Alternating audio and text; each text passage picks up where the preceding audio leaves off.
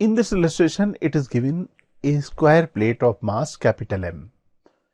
Area capital A is moving with constant velocity v against dust particles moving with velocity u opposite direction as shown in the figure. आप यहां पे diagram में देख सकते हो एक प्लेट है जिसका मास है कैपिटल एम. ये राइटवर्ड डायरेक्शन में मूव कर रही है स्मॉल वी वेलोसिटी से, ओके, कांस्टेंट वेलोसिटी से, और डस्ट पार्टिकल्स मूव कर रहे हैं लेफ्ट डायरेक्शन में और इनकी भी वेलोसिटी कांस्टेंट है, that is equal to U. The dust particles stick to the plate after impact. Dust particle plate से इंपैक्ट करते हैं और प्लेट में स्टिक कर जाते हैं.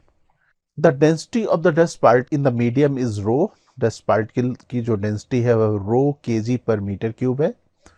Find the force capital F required to keep the plate moving with the constant velocity.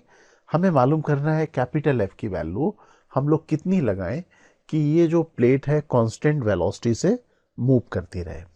Okay, this is the situation. अब यहां पे आप देख सकते हो कि मास प्लेट में लगातार स्टिक कर रहा है. Mass of the plate is changing, increase हो रहा है इनफैक्ट. तो ये सिस्टम हमारा हो जाएगा वेरिएबल मास सिस्टम.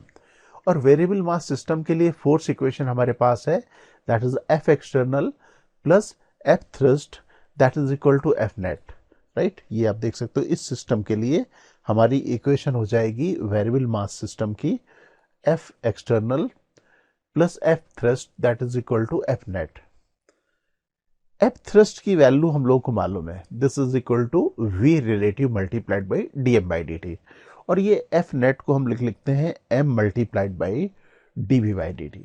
राइट, अब यहाँ पे इस इक्वेशन के राइट हैंड साइड पार्ट को अगर देखें तो क्वेश्चन में कहा जा रहा है कि इस सिस्टम को हम लोग कांस्टेंट वेलोसिटी से मूव करा रहे हैं.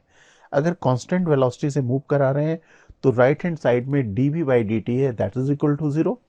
तो इसको हम लोग जीरो के बराबर लिख देंगे. अगर जीरो के बराबर लिखेंगे तो F external plus V relative D M by D T is equal to zero. That means F external की जो वैल्यू होगी, मैग्नीट्यूड होगी, वो एफ थ्रस्ट, इनफैक्ट ये थ्रस्ट फोर्स है, ये थ्रस्ट फोर्स के बराबर होगी. इसका मतलब हम लोग अगर थ्रस्ट फोर्स के बराबर एक्सटर्नल फोर्स को लगाएंगे तो हम लोग इस सिस्टम को कांस्टेंट वेलोसिटी से मूव कर पाएंगे. ओके, तो अब हम लोग यहाँ पे थ्रस्ट फोर्स कैलकुलेट करते हैं.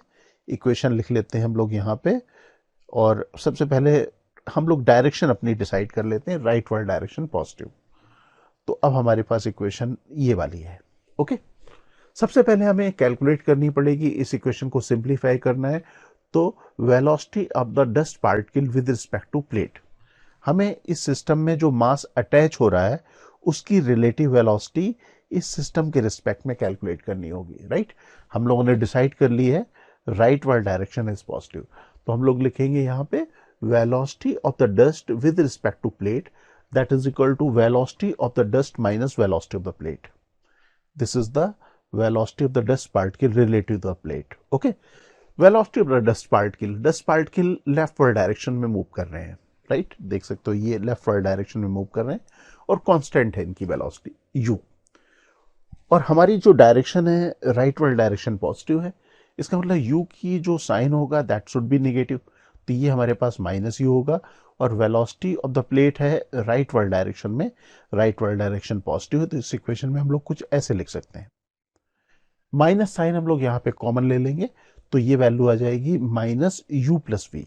राइट, हमारे पास ये आ जाएगा. और अगर माइनस साइन आ रहा है तो हम लोग सर्टेनली कहेंगे this relative velocity is acting in the leftward direction. Okay, अब हम लोग एक बहुत छोटा सा time interval d t consider करें, क्योंकि अब हम लोगों को d M by D t calculate करना है. तो हम लोग यहाँ पे एज्यूम कर सकते हैं कि यहाँ पे हम लोग बल्कि देख सकते हैं कि डी टी टाइम में ये प्लेट जो है मूव करके यहाँ कहीं आ गई. राइट, यहाँ पे सिचुएशन ड्रॉ कर दी है, ये आ गई हमारे पास डी टी टाइम में. We know the speed of the relative velocity of the dust particle with respect to plate. तो हम लोग ये भी कह सकते हैं कि जो रिलेटिव वेलोसिटी डस्ट पार्टिकल की प्लेट के रिस्पेक्ट में होगी वही रिलेटिव वेलोसिटी प्लेट की पार्टिकल्स के रिस्पेक्ट में होगी. तो हमारे पास ये जो लेंथ कवर होगी, यहां से यहां तक की जो लेंथ कवर होगी वो लेंथ हो जाएगी u plus we multiplied by D t. Suppose इस लेंथ को हम लोग dx कह दें. राइट, और ये वॉल्यूम जो अटैच होगा उसको डी कैपिटल वी, तो ये हमारे पास लेंथ हो गई d x equal to u plus we multiplied by D T.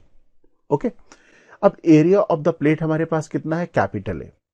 कितनी लेंथ इसमें डस्ट पार्टिकल की अटैच हो गई है, डी एक्स, तो डीवी की वैल्यू कितनी हो जाएगी, डीवी की वैल्यू हो जाएगी हमारे पास A multiplied by U plus we multiplied by D T.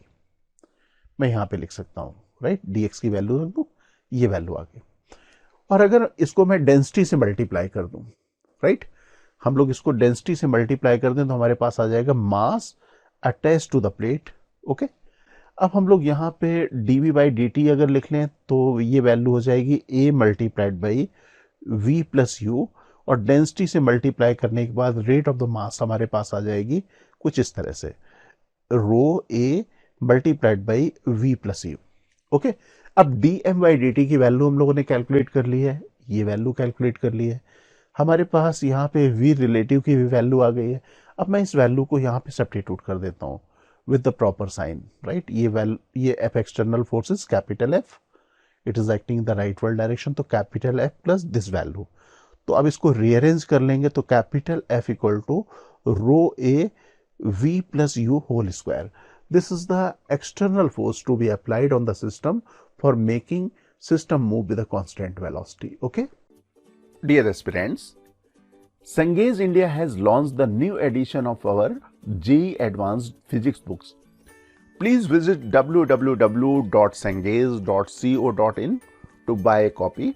You can also buy the books from Amazon or Flipkart.